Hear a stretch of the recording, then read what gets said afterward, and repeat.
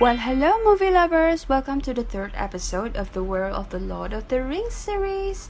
This week we're on to the origins of the Dark Lord Sauron, where he used to be a good man before this whole Dark Lord thing. Unlike other races of Middle-earth, Sauron is not a human being like us. He comes from the Maya races, where this race has the ability to have a considerable form of powers that allows them to be immortal, able to perform magical charms, freely shape-shifting their physical forms, able to teleport themselves in a distance, and they can take the form of any flying creatures for them to be able to travel and fly. However, those powers gifted to them can be lost when that power is spent on hatred and mockery deeds. Okay, before the First Age, Sauron was known as Mairon, the admirable, the mightiest and most powerful Maya of the Valar. Good craftsman he was originally, a good uncorrupted person who loves order's perfection and loves everything in moderation. But this guy has a goal and personal desire to dominate the minds and wills of people. And he thought that by following Dark Lord Morgoth, he can achieve whatever he wants in a nick of time, much faster than doing it alone.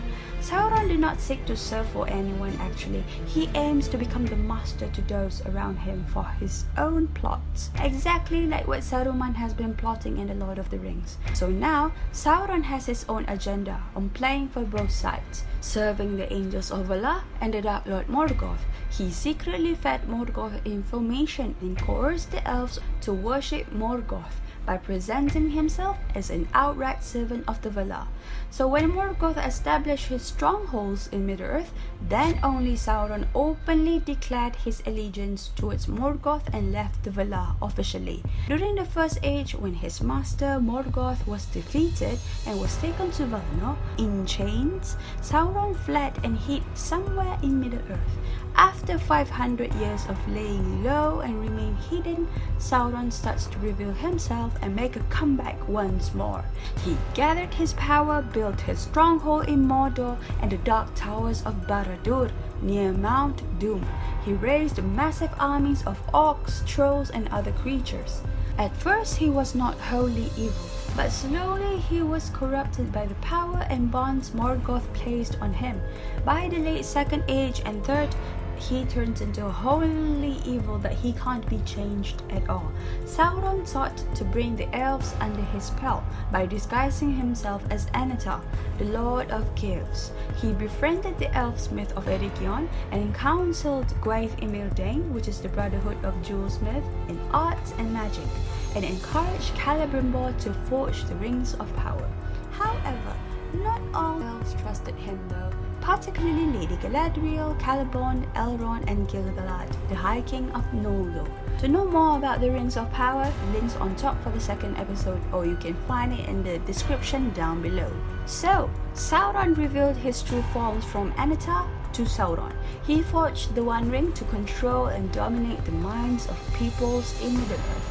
Lucky for the elves, when they quickly noticed Sauron's evil deeds, takes the rings off and hid them, or else it might have been catastrophe to the free peoples of Middle-earth. But unfortunate news for the other two races.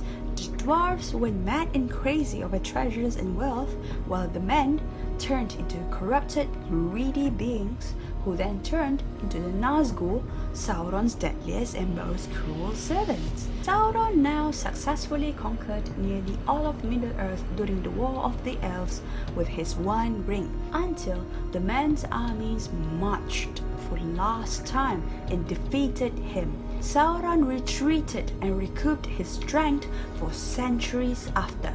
During his absence, the Elven King, Gil-galad, increased his man force and power, allied with Elendil, the High King of Gondor and Arnor, in creating the War of the Last Alliance between the elves and the men against Sauron at the gates of Barad-dûr. Even though the battle was named after the elves and the men, but actually all living races came to battle that day. Even birds and beasts were fighting for their freedom. That battle lasted for 7 years. Fighting under Gil-galad's banner were the elven armies, sub-led by Elrond of Rivendell, King Arthur of Greenwood, which is Legolas' grandpa, and King Amdir of Lorien. But both Kings Arthur and Amdir were annoyed by the supreme command of Gil-galad. Not wanting to wait any longer, both charged prematurely and Sauron came forth by himself. Many lives were lost in the battle, including Arthur and Amdir's. Elendil and Gil-galad came forth later to confront Sauron in a face-to-face battle, but both too were slain single-handedly. Unexpected attack coming from Isildur, son of Elendil, who later took up his father's broken sword, Narsil, and cut the One Ring off from Sauron's finger. With nearly all of his power and soul restored in the ring, Sauron's physical body was destroyed. When the physical body of a Maya is destroyed, their soul and spirit will be houseless, and their powers will diminish until they are able to take physical being once more. Like armies of ants losing their queen ant, Sauron's armies fled away.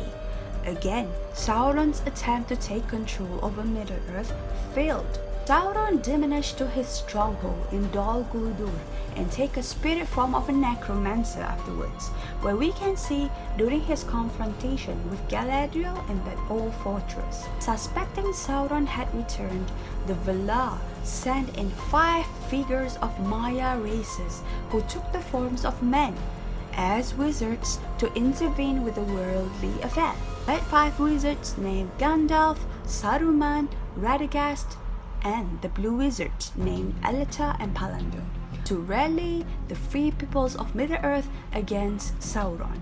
Radagast was the first to discover and sense the darkness is coming through the Mirkwood forest.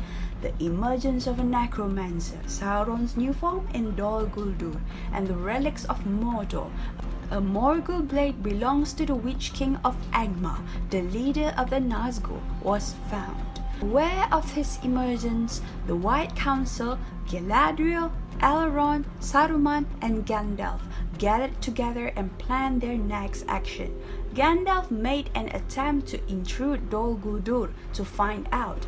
At the same time, 2 Stoor hobbits, Diego and Smeagol, found the One Ring in the Gladden fields left by Isildur before. Taking years to prepare himself, Sauron bred immense armies of orcs, allied with enslaved men from the east and south. He gathered his most terrifying servants, Nazgûl, each wearing one of the 9 rings gifted to mortal men. Sauron adopted the symbol of a lidless eye and was able to exert his will over Middle-earth so that the Eye of Sauron became a symbol of power and fear.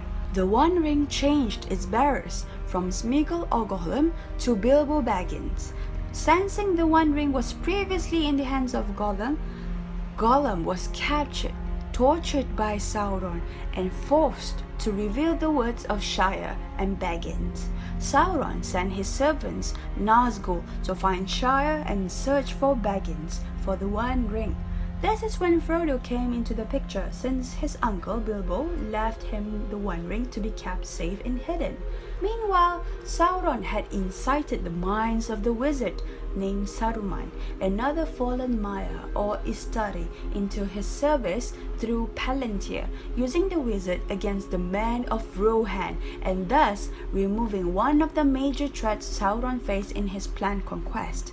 After Saruman's defeat, Pippin looked into Saruman's Palantir and accidentally communicated with Sauron, who assumed Pippin was the one who bears the One Ring. Shortly after, Aragorn, heir of Isildur, took the Palantir and revealed himself to Sauron with the intent of causing him unease. Upon seeing Aragorn, the Dark Lord realized that Saruman had fallen and assumed that the heir of Isildur carried the One Ring. Fearful that his enemies would use the ring against him, Sauron attacked the city of Minas Tirith in Gondor sooner than he had planned.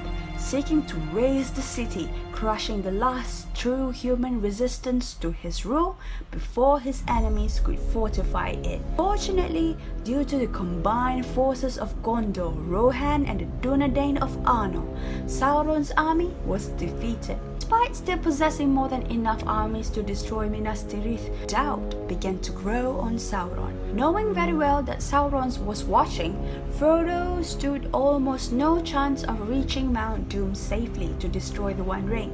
So Gandalf and the last remaining Fellowship, Aragorn, Legolas and Gimli, planned to divert Sauron's attention and attempt to challenge Sauron directly at the Black Gate, even though it definitely looks impossible to win against the massive battalions of Sauron. However, their plan worked as Frodo and Sam managed to reach Mount Doom in time, and Gollum accidentally slipped with the One Ring into the craters of Mount Doom. The earth shook, wave rippled across Mordor, swallowing most of Sauron's orc armies. The fiery volcanic Mount Doom erupts and consumed the Nazgul. Sauron's great fortress falls into ruin once and for all, this time for good. With the destruction of the ring, the vast majority of Sauron's being and his power was forever lost. With that, Sauron's power was forever crippled and the threat of his dominion was forever removed. That's all for today. Hit the subscribe button, like and share it. Stay tuned for the final episode of the World of the Lord of the Rings series with me, Elisays, uncovering the origins of the peoples of Middle-earth. Ciao!